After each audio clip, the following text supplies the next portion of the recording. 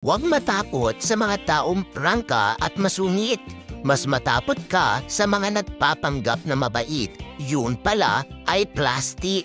May mga taong akala mo masama ang ugali dahil lagi nakasigaw, mahilig manita at masungit.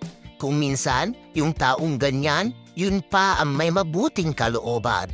Kesa sa mga taong animo ang hair kung kumilos, pero ang totoo, sila pala ang may masamang ugali.